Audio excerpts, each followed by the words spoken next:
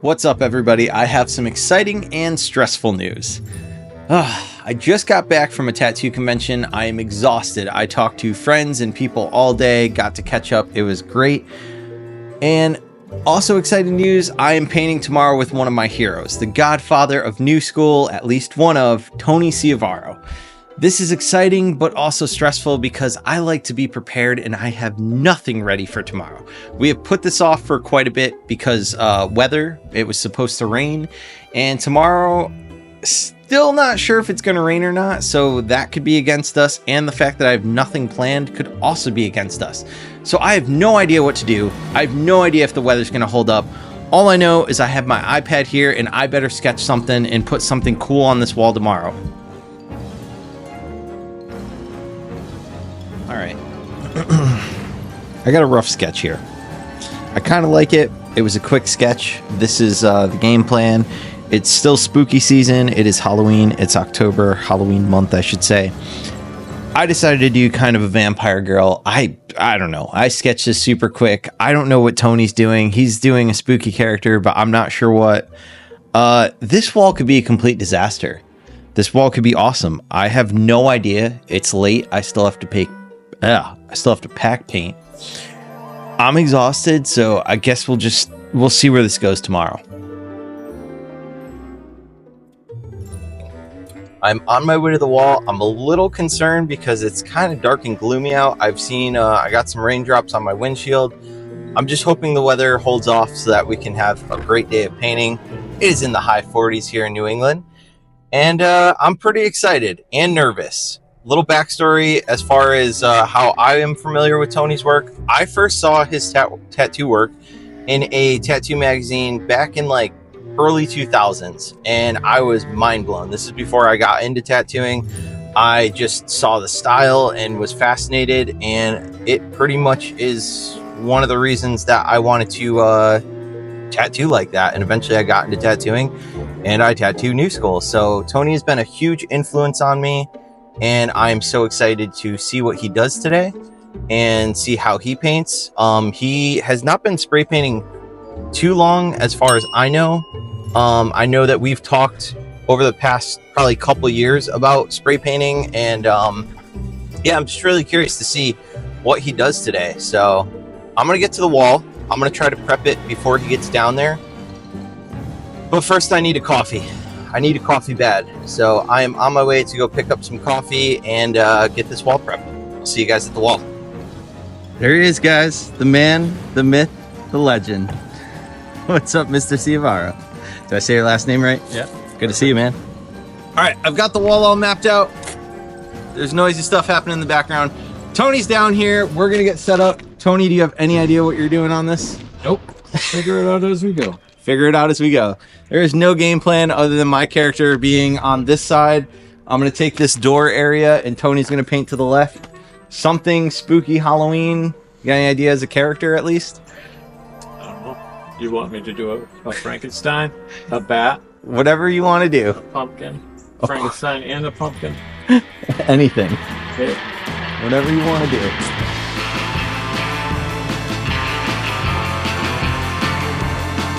So the first thing I did was map out a doodle grid with a bunch of letters and numbers. Meanwhile, Tony just goes over and freehands this thing one shot perfectly. As I mentioned before, this guy's only been painting for less than a year. Mind-blowing. Anyways, the next thing I did was take a picture of the doodle grid, and then I put it into the Doodle Grid app. From there, I'm able to layer my reference photo on top of it and sketch out my outline. If you guys are confused by this and want to learn more, be sure to check out this video that I did. You can see the doodle grid may take a little more time and be a little bit more tedious, but at the end of the day, I found that it just helps me to fit my shape of my character on the wall and get the size and scale exactly where I want it.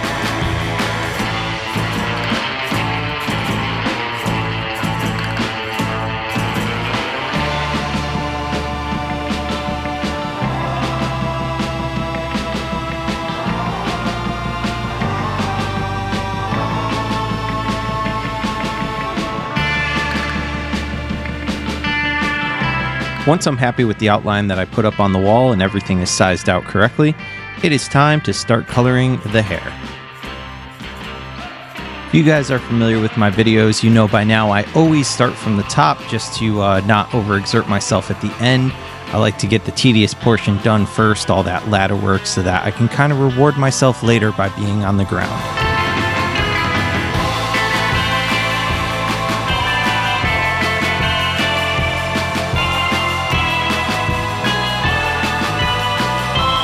You can also see that once I base the majority of the pink tone in, I go back and I add some highlights and some darker tones just to create some contrast and give the illusion of some strands of hair.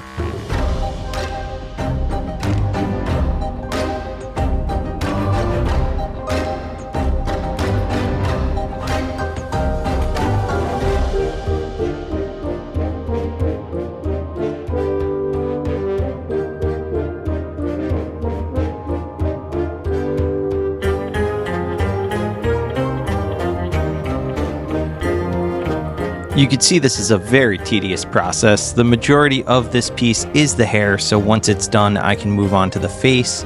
Now I am just adding in some line work to just kind of fine tune and define the hair even more.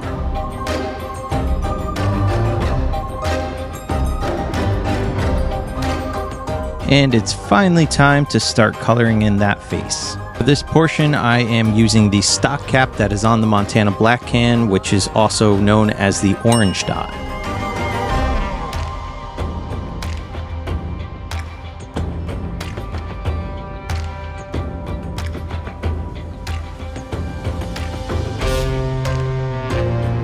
Once I've got my base laid in for the skin tones, I'm going to approach it the same way I did the hair.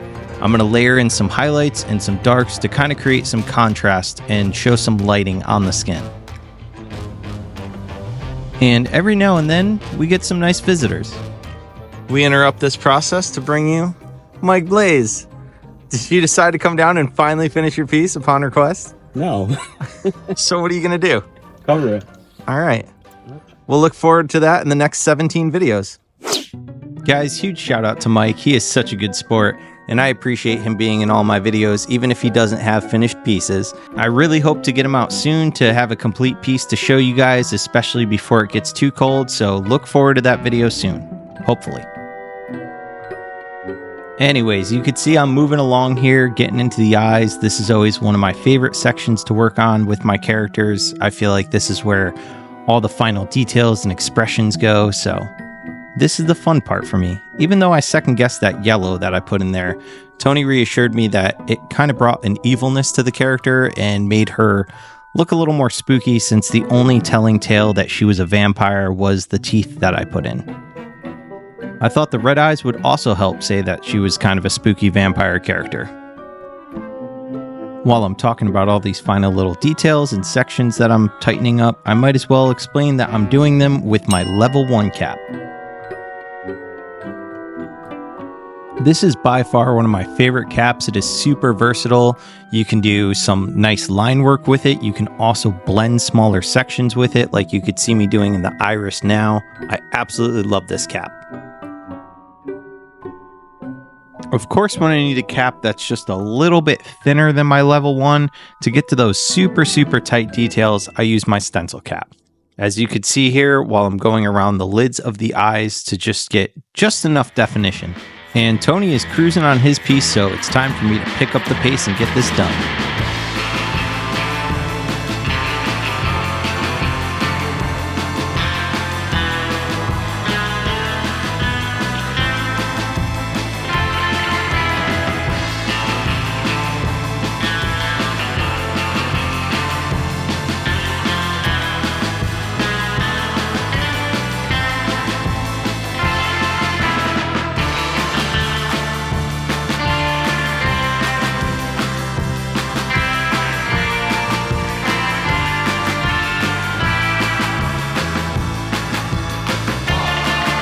Now that the characters were getting close to done, we had to have a discussion and figure out what to put between the characters to kind of tell a story.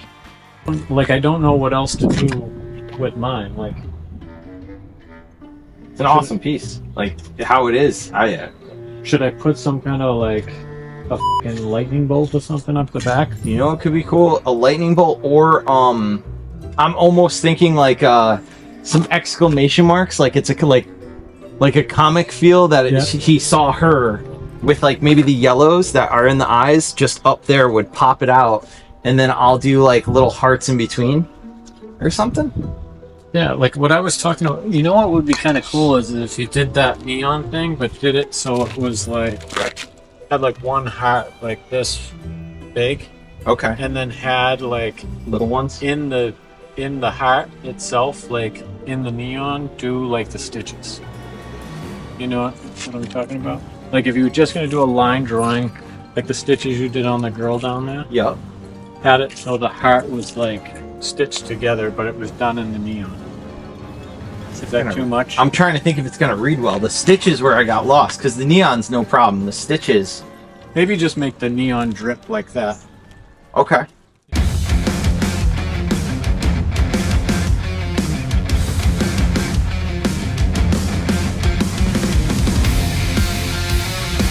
We had our plan, and it was time to execute it.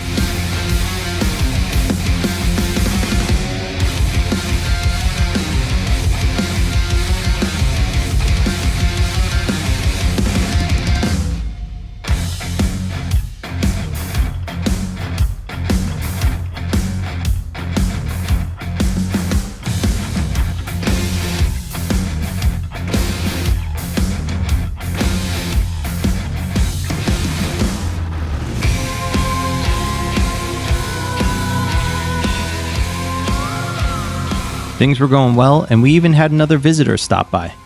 Disco gave me this piece here. You guys might remember where the Hartford Skate Park Fall Fest. So super cool photo. Be sure. Do you have something you want to plug, like website or something? At Disco Photo and Dennis J Photo. Check them out there. And the train. Perfect.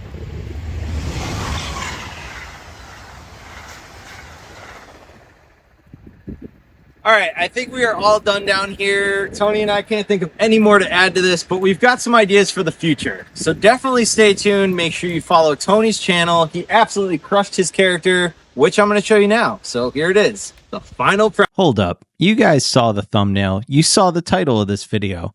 So you know that I failed. So let's figure out how I really felt about my piece. It hasn't even been a full 48 hours. I've been staring at photos of this. I hate it. I absolutely hate it.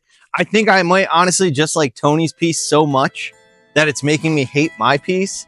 And I want to get rid of it. I want to do better. I came down to paint with my hero, who's only been painting less than a year, I found out. He comes and does this. I come and do this crap. I got to get rid of it. I got to do something better. I got to. I'm covering it. I'm covering it.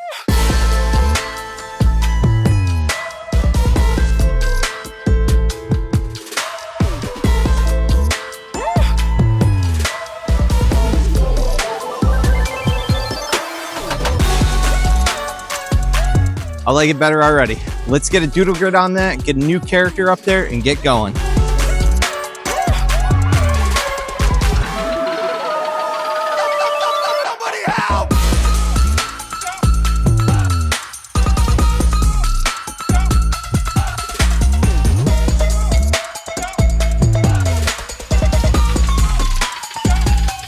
I don't know if you guys hated the piece as much as I did. If you liked it, I'm sorry, not sorry. If I don't like something that I did, I'm not proud of it. I want to cover it up. So that's exactly what I did. Of course, I'd love to hear your opinions in the comments. Is this something you would have done? Is this something you have done? Me, myself, I've covered so many canvases over the years, so there's not a whole lot of my old artwork left. My character is all mapped out. I got all my lines where I need them. So let's color this thing in. I had a huge sense of deja vu being back at the top of the ladder mapping in all this hair. Only this time, I wanted to approach it a little differently. Instead of basing the entire hair in one solid tone, I mapped in where I would put some of my highlights to make it a little easier for myself. I felt way better about how this piece was going, and to be honest, I think the other day, I just got so caught up talking to Tony and having great conversations that I was just distracted and not into my piece. It was great to hear all the stories Tony was telling me about him starting tattooing towards the end of the 90s, which, of course, I had to bust his balls about because I was only in middle school. It would take almost another 8 years for me to see Tony's work for the first time in a tattoo magazine. The shape, the color, the flow, it's everything I wanted in my work.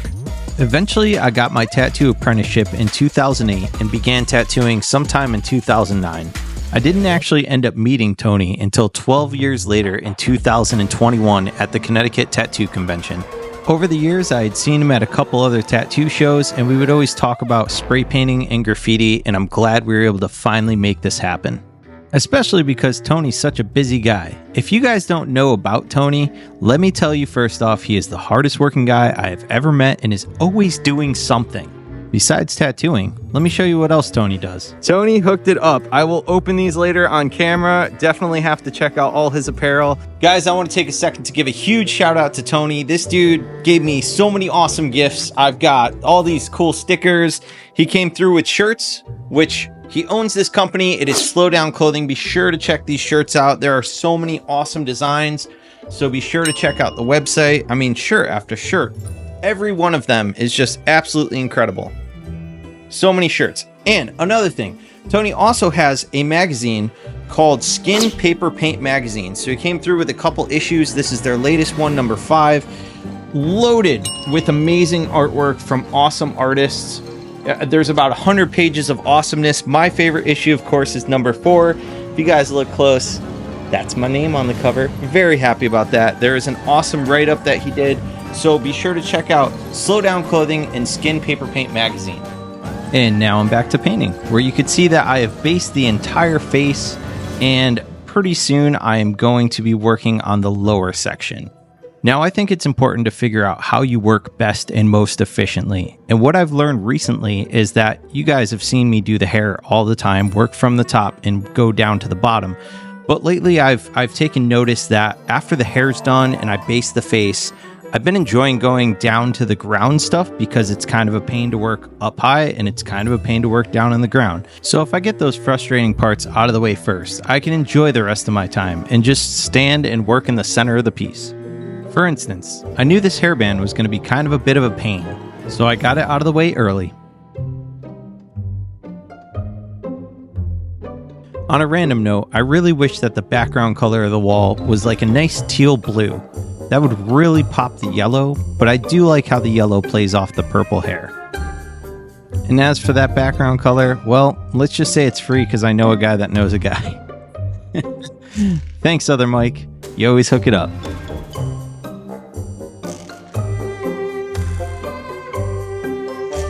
Alright, at this point, all the tedious little detail portions are done, and it's finally time for me to have some fun with this face.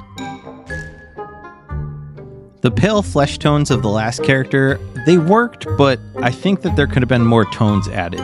So this time I really wanted to do a bunch of different variations of red.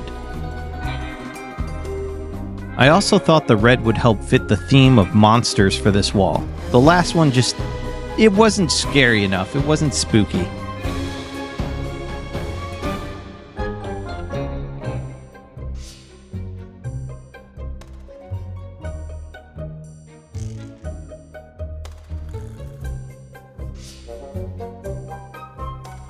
I layered and layered and I added a bunch of blends, and then finally I got to some of those tattoos. Always got to have a little LM in there for Lisette, and then of course the YIC will go up on the top of the forehead, and a tattoo on the neck for the Nah crew. I always want to shout everybody out, but sometimes it gets a little too cluttered, so I thought doing the tattoos on the face would be a nice little subtle approach. At this point, I felt like I was cruising, and I was loving the piece way more than the last one. Things were going smoothly. I couldn't wait to get closer and closer to the final details.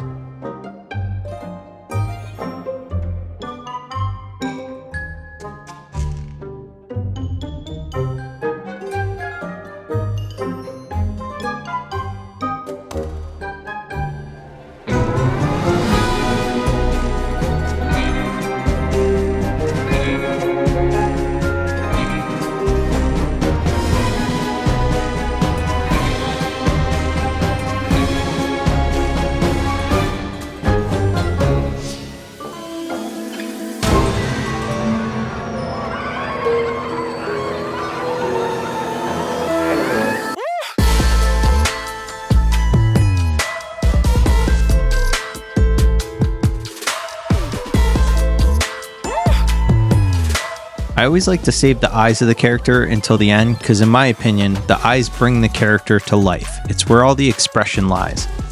However, in this case, this is a monster and might be kind of soulless and lifeless, so I'm not planning on adding pupils, I just want to create an evil glow. Those eyes are going to be glowing from all the new merch she sees on my website. That's right, if you want to help support me more, you can head on over to my website, woke1.com.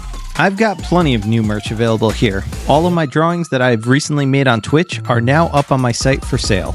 If you'd like to see how I create them, be sure to follow me on Twitch at woke1. I also have stickers, I have pins, I have some apparel, and I have plenty of prints. So be sure to take a look and maybe pick yourself up something today. I really appreciate it. Another way to support me is to check out my Patreon. I'm on Patreon at woke.1, and it's the best way to stay in the loop. Here's where I'll always post my latest merch drops. I also post all about my latest projects, and one of the tiers actually gives you a sneak preview to see it before everyone else does.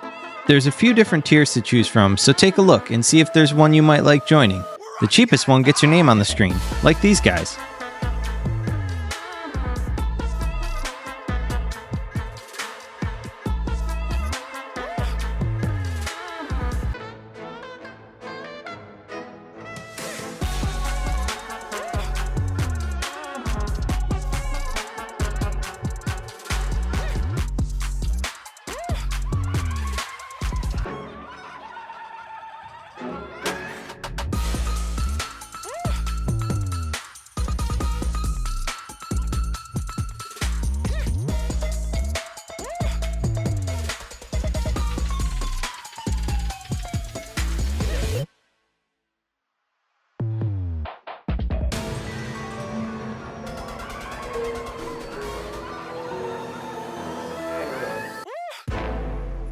Guys, I feel so much better about this. I think the characters go together a little better now, but you of course let me know in the comments if you enjoyed this video.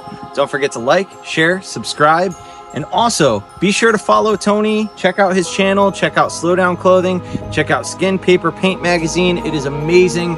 And without further ado, here it is, the final product.